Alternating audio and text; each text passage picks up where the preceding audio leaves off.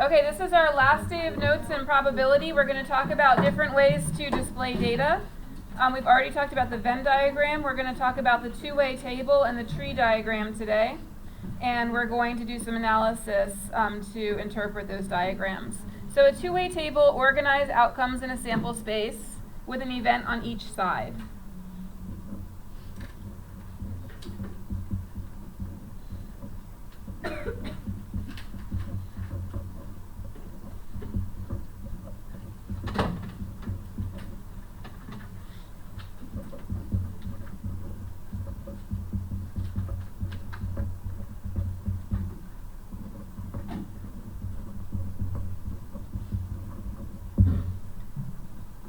And you will know exactly what we're talking about when you see it, because you've seen this in biology class when you did a Punnett square. Do you remember doing that for genes and heredity?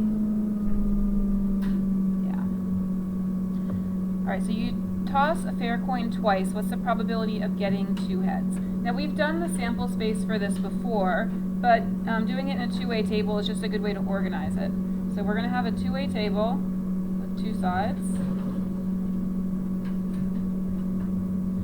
You have coin 1, and you have coin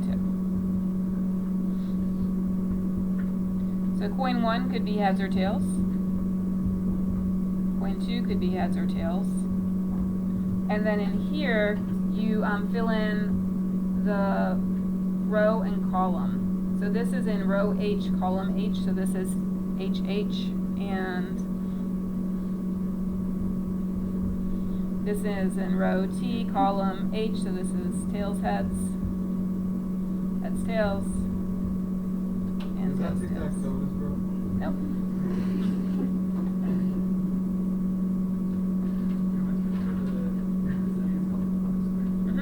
Yeah, it's just like the Punnett square from biology. Oh, yeah. Yep. All right, so probability of getting two heads. How many of these squares have two heads? Only one of them, right?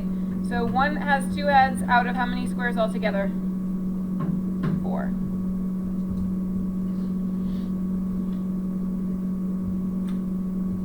All right, a tree diagram models chance behavior that involves a sequence of outcomes. So if you have multiple events in your sequence, this could be better because the square here only helps you with 2 events. So models chance behavior involving a sequence of outcomes. Okay. All right, I'm going to come and check on you. In June of 2008, 88% of automobile drivers filled their vehicles with regular gasoline, 2% purchased mid-grade, 10% bought premium gas. Of those who bought regular gas, 28% paid with a credit card. Of the customers who bought mid-grade and premium, 34% and 42% respectively paid with a credit card. Construct a tree diagram to represent the situation. So, one thing I want you to know is when you do a tree diagram, you've got to put numbers on it because the numbers are going to help you find your probabilities. So we're going to start with gas type.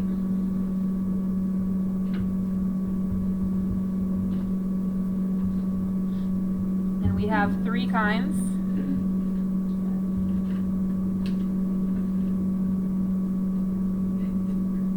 Regular, mid-grade, and premium.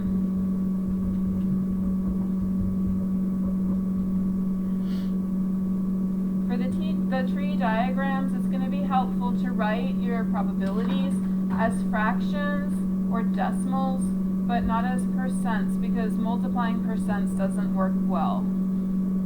So we're going to do decimals here. So instead of 88%, I'm going to put 0.88.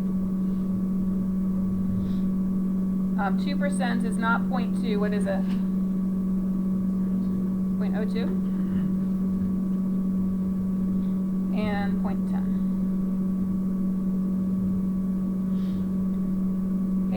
each of these, we have a payment method. So we have credit and we have other. 2008, I don't think they had Venmo, so I think other was cash probably. But that's what we're going with, is credit and other. What's that 0.88? Yeah, 0.88 is 88%.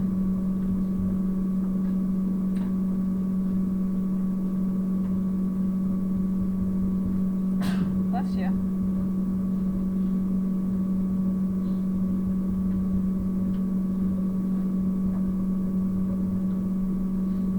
We're gonna put numbers on that too. I'm gonna see if I can find a smaller pen.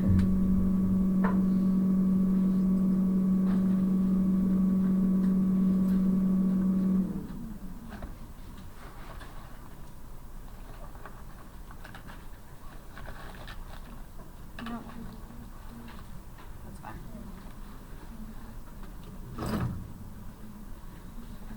I don't think you can see this one, but we're going to try it.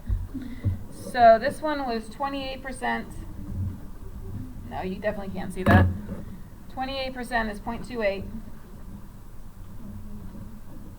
And then other was 0.72. How did I figure out 0.72? You subtract 28% from 100%, you get 72%. Okay? All right, this one was 34% for the mid-grade. So what percent is other? 66. And then premium was 42%. What percent is other?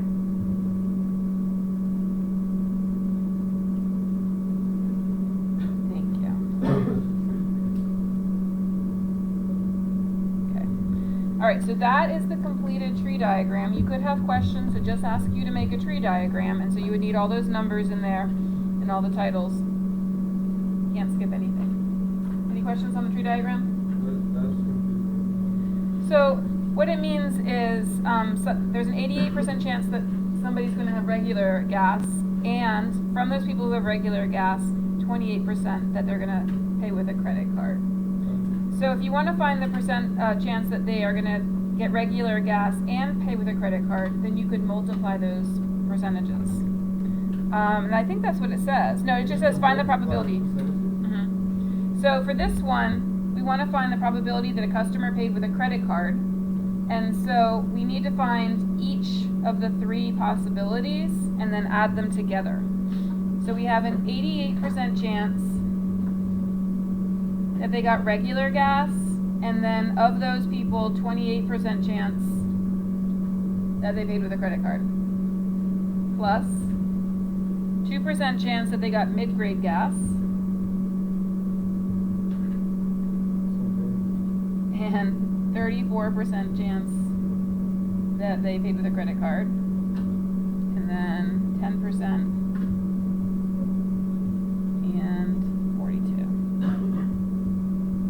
All right, so take a minute and multiply first and then add up all those numbers, or you can use a calculator. Desmos is actually a decent calculator even for this. I'm going to pull up Desmos. All right, so I'm going to use Desmos as my calculator. You guys might be ahead of me on this.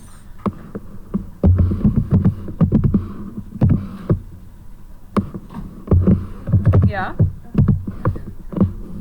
Yes.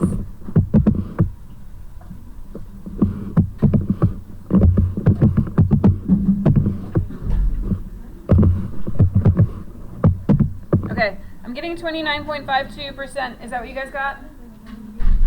Yeah?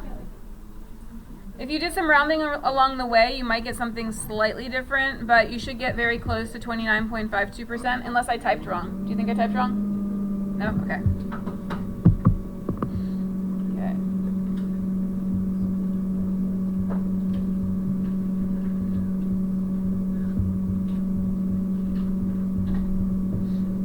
All right, given that the customer paid with a credit card, find the probability that he or she bought premium gas.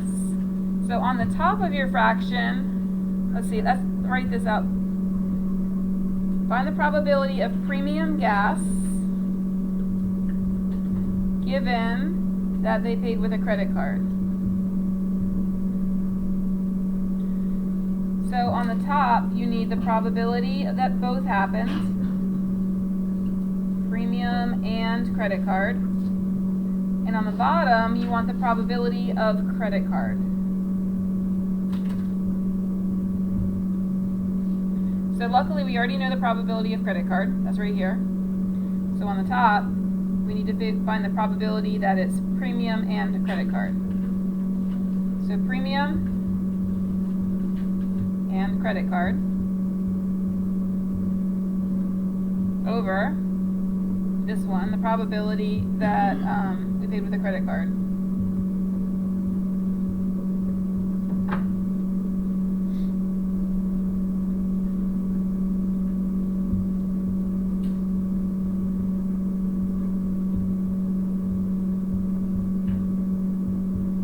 All right, I'm going to divide that.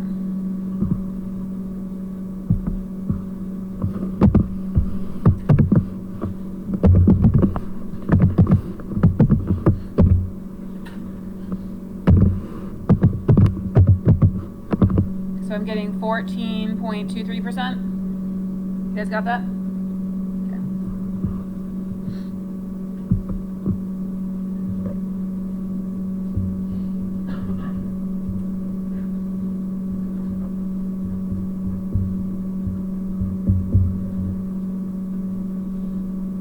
All right, what questions do you have on that one?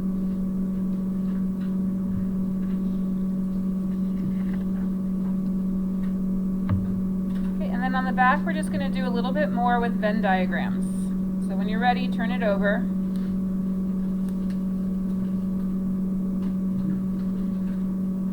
We already know a little bit about Venn diagrams. Venn diagrams just illustrate all the possible outcomes. So that's what we'll put at the top.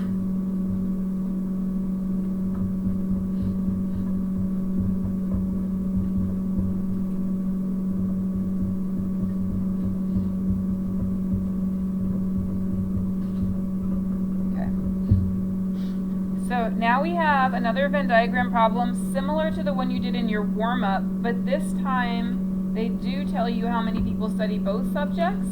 They don't tell you how many people study neither subject.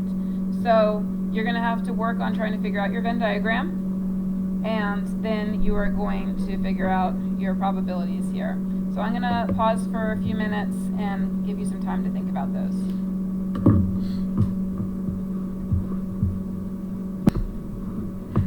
Okay, so most of you noticed right away that if there's 30 students, 19 are studying physics and 17 are studying chemistry. I can't put 19 here and 17 here because that's going to add up to more than 30. So then you go to the next part. It says 15 study both. So we know for sure that this is 15. And then if 19 are studying physics, how many will be over here? 4, good. And then 17 are studying chemistry, so how many would be here? Good. All right, so now we have 21 students accounted for, but there are 30, so how many go in here? Is it 11? Wait. 9, yeah, you're right. I agree. 9. Okay. You guys got the same numbers? Okay, tell me if you didn't, because I make mistakes. All right, so now we need a probability that somebody studies physics and chemistry. So physics and chemistry is here. Out of how many total? 30. And then if you're going to leave it as a fraction, you do need to simplify it. What would be simplified here? 1/2. Good.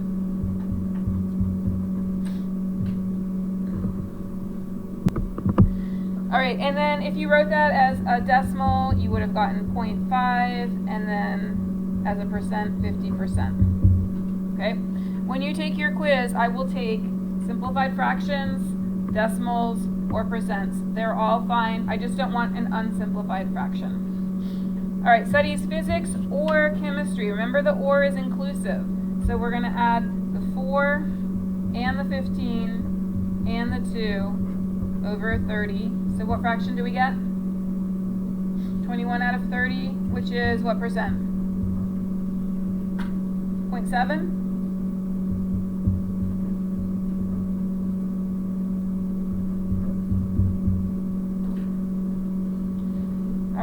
physics, but not chemistry. So physics, but not chemistry. So we should have 4 out of 30. What percent is that? Is it exactly, or is it like 13 point something? So you got 13, and what'd you get?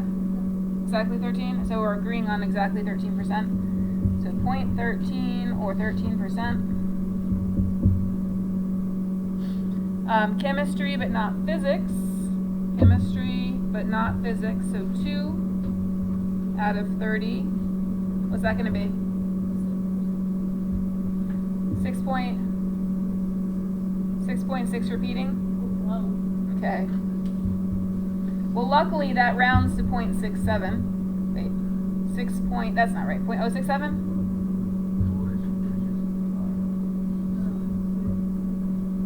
Okay, you guys can correct me. What is it? 6.67, so it's exactly that? I was just rounding it, but yes, you could say. Okay. I'll go with yours though. So you said, I'll try starting over there. The decimal is 0.067, and then the percent is 6.7%, right? Okay. You guys need to correct me if I do it wrong though. All right, neither subject. How many people studied neither subject? 9 out of 30, which is what percent? 30%? And exactly one of those subjects. So, how many people studied just physics? 4 people studied just physics. 2 people studied just chemistry. So that would be 6 people who studied one subject out of 30, which is what percent?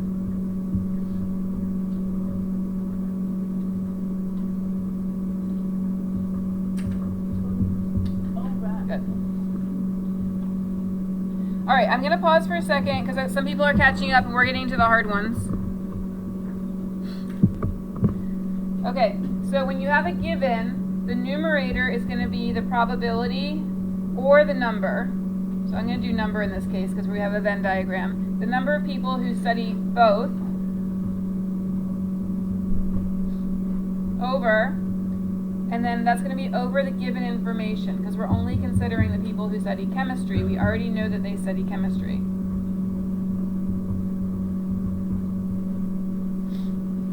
So the number of people who study both over the number of people who study chemistry. So both was 15.